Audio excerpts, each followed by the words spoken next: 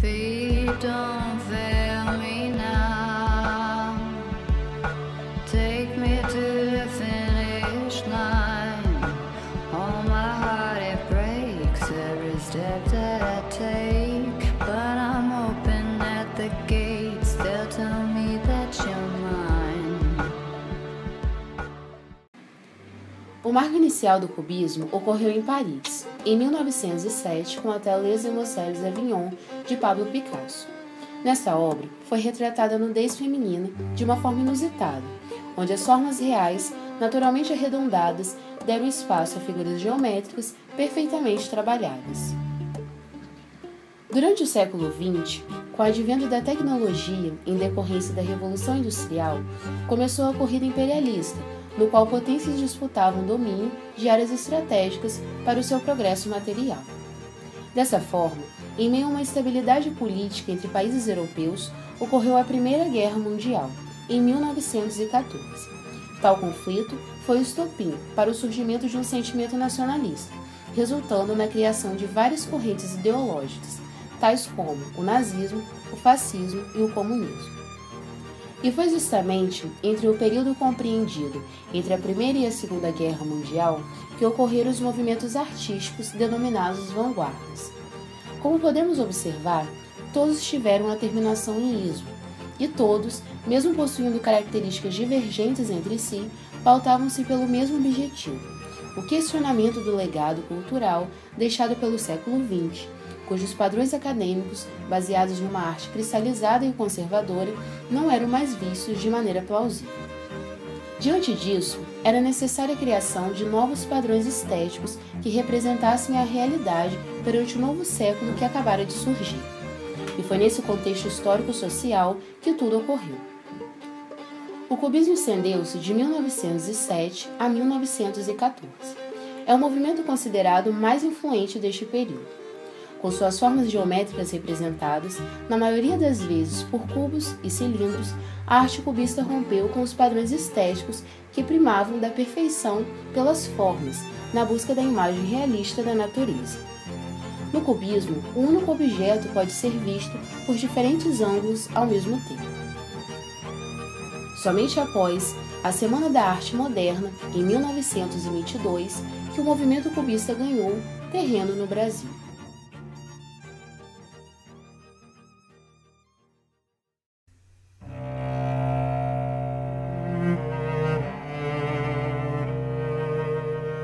Saltos recordes. Cavalos da Penha. Correm jockeys de Higienópolis. Os magnatas. As meninas. E a orquestra toca chá na sala de coquetéis.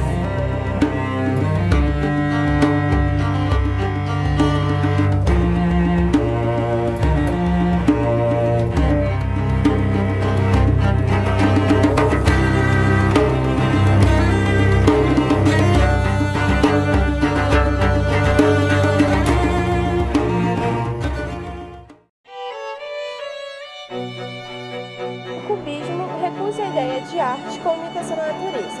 Não se pode imitar aquilo que se deseja criar, disse George Braque.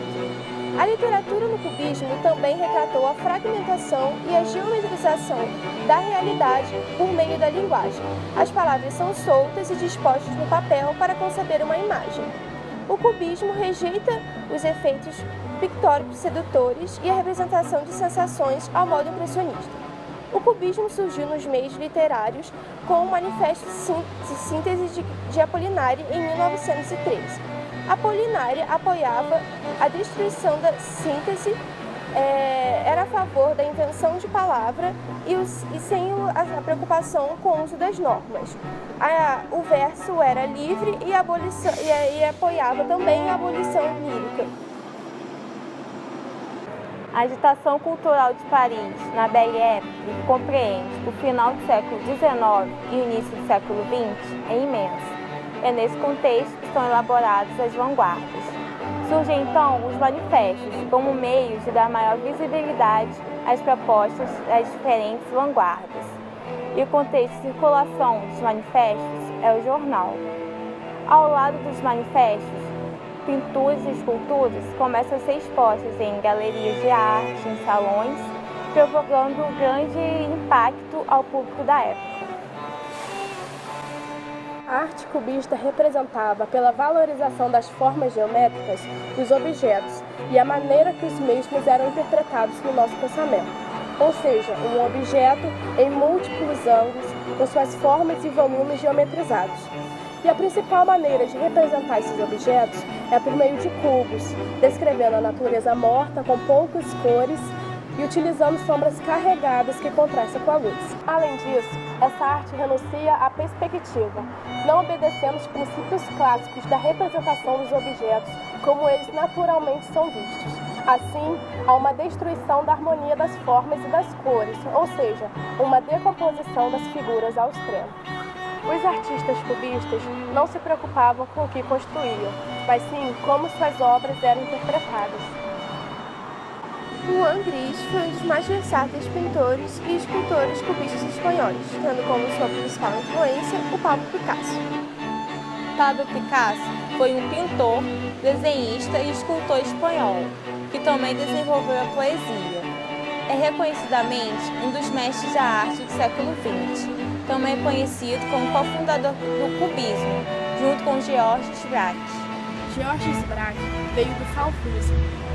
As pinturas dele e de Pablo Picasso se assemelhavam dentro do cubismo analítico. No Brasil, não encontramos artistas totalmente cubistas. Muitos deles pegam características do cubismo e acrescentam em suas obras. Nesse sentido, podemos destacar a artista Tarsila do Amaral. Tarsila foi uma modernista com características cubistas.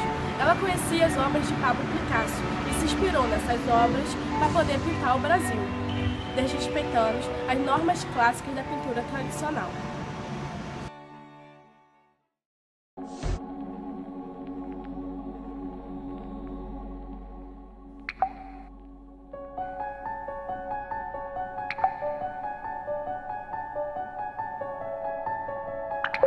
Chovem vozes de mulheres, como se estivessem mortas, mesmo na recordação.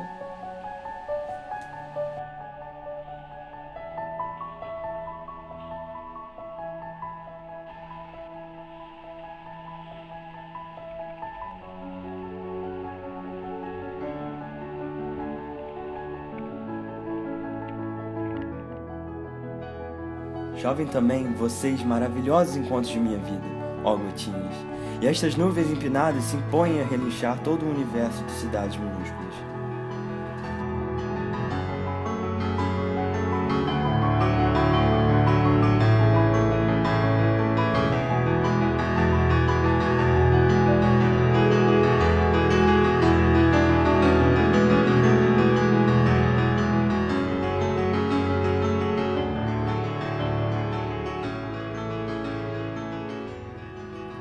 Escuta se chove enquanto a mágoa e o desdém choram uma antiga música. Escuta caírem os laços que te retêm, embaixo e em cima.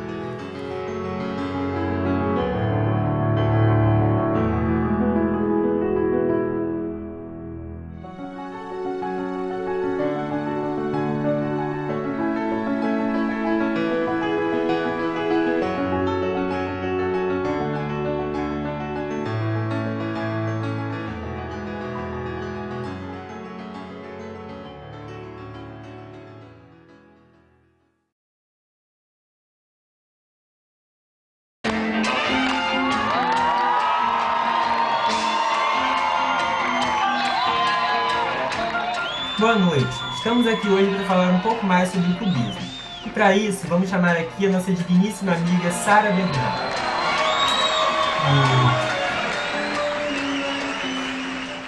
A fase analítica do cubismo teve seu início em 1909, quando os cubistas realizavam complexos estudos sobre os objetos e suas formas.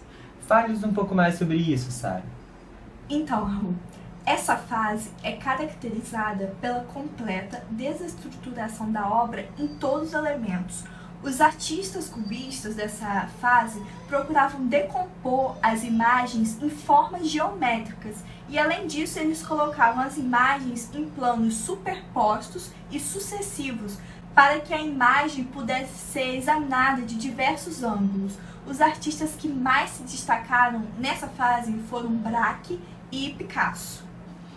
Sim, Sara, mas essa grande fragmentação das imagens não tornou os objetos irreconhecíveis? Sim, daí que surge uma nova vertente do cubismo, chamada de cubismo sintético, em que as imagens, os elementos das obras se aproximaram mais do que são realmente as imagens na realidade. Nessa fase eles buscavam mais fazer as obras através de colagens. Eles utilizavam diversos elementos, não só papel e tal, eles usavam vidro, vários objetos também para despertar a sensação tátil do observador. Uma das principais obras desse período foi a Segunda Pleute, de Apolinário. Comente essa obra pra gente. É um poema e é muito interessante como eles faziam os poemas, porque eles tentavam retratar as palavras em formas. Esse poema é escrito na vertical e o primeiro verso do poema é "Chovem vozes de mulheres". Então tem-se a sensação de que está caindo, então as vozes, a chuva.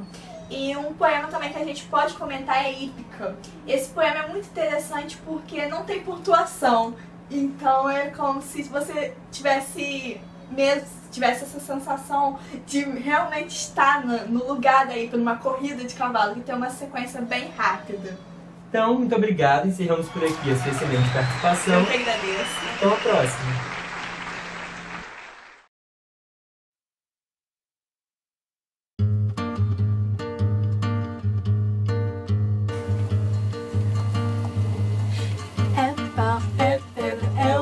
Caminho, é o resto de topo, é um pouco sozinho, é um caco de vidro, é a vida, é o sol, é a noite, é a morte, é o laço, é o sol, é peroba do campo, da madeira, cainga, candeia, é madeira de vento, da ribanceira, é o mistério profundo, é o queira ou não queira, é o vento ventando, é o fim da ladeira, é a vida, é o vão, festa da comieira. É a chuva chovendo, é a conversa ribeira das águas de março. É o fim da canseira. É o pé, é o chão. É a masteleira. Passarinho na mão. Pedra de atiradeira. É uma ave no céu. É uma ave no chão. É um regado, é uma fonte. É um pedaço de pau. É o fundo do poço. É o fim do caminho. No gosto, um desgosto. É um pouco sozinho. É um estrepe. É um prego. É uma ponte.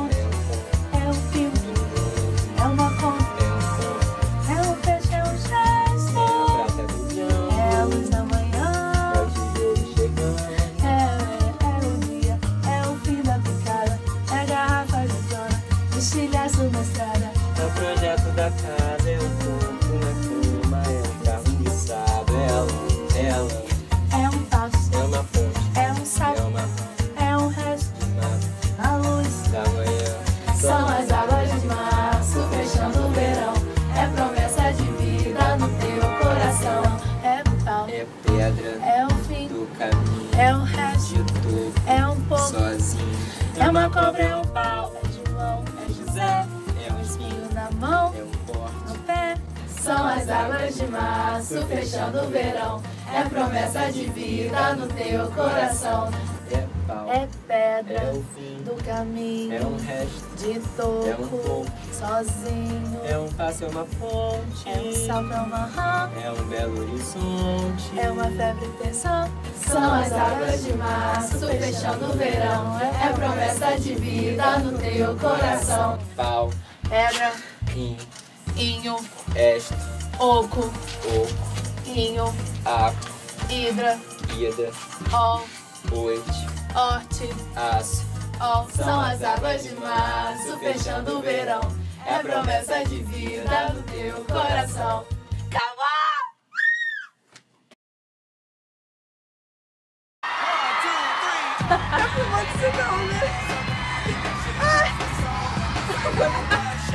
Sério, por que você não cantou sua parte mesmo? Eu tô pegando a parte mais fina. A Sila era uma morra. Essa gente devia ter gravado de bom. Coração. Ela riu. É as águas não.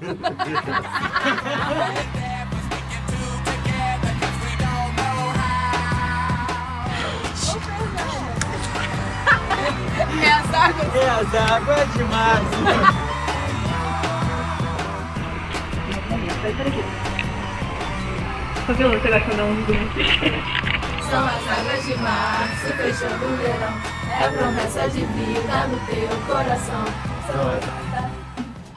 Completa desestruturação. Completa desestruturação. Mas o pior é falar essa palavra de novo. Eu não aguento. Só assim.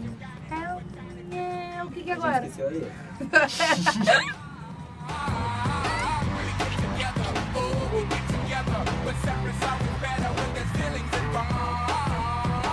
Do caminho. É um resto. Você cantou errado. Ih, socorro. Ai, filha da mãe.